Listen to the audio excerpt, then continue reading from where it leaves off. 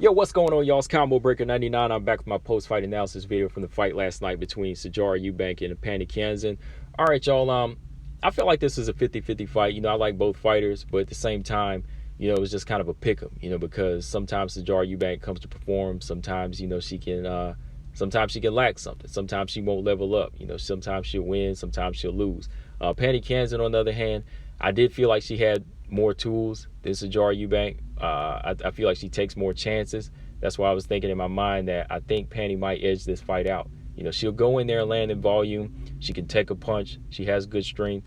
She can make adjustments on the fly, and that's what she did in this fight. She knew how to make adjustments and kind of throw Sijara Eubanks off and actually take away some of the energy of Sijara Eubanks. And I think that's one thing with Sijara Eubanks. I feel like Sarge, she still has cardio issues because there's times in there where she'll kind of brawl with you in the first round or so. She'll take you to the ground and out grapple you for a round, out wrestle you for about a round or two. But sometimes in the second round or the third round, she'll start to drag, and that's kind of where her opponent, they start to rally back on her.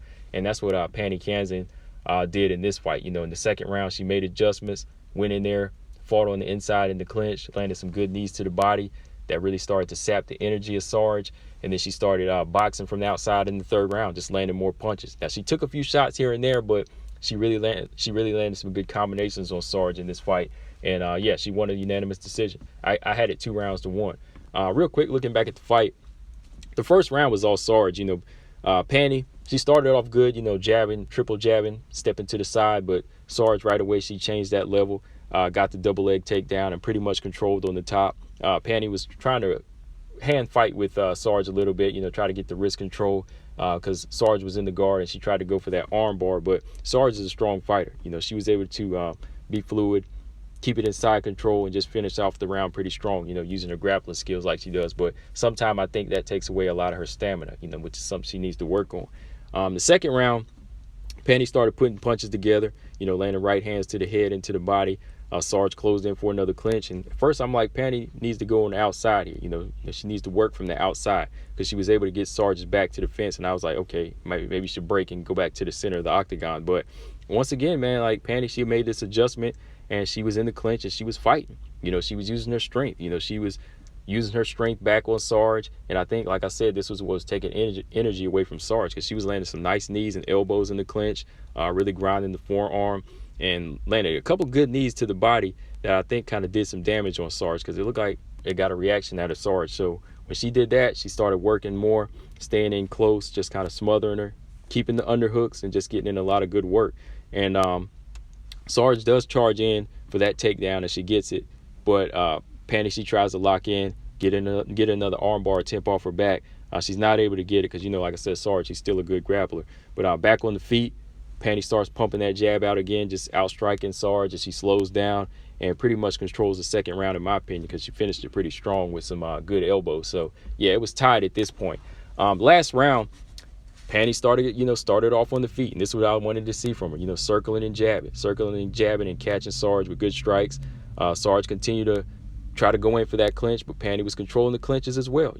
Her strength is holding up. She's kind of getting this second win and controlling Sarge, giving Sarge some opportunities here, but Pannie's still controlling. She's controlling to the body, then she'll go back on the outside. And what I like from the outside is how she was landing the jab, and she would turn the jab into a left hook. She was landing good left hooks around the side of Sarge. Now, Sarge, she's landing shots here and there, but it wasn't really anything to change the game at this point.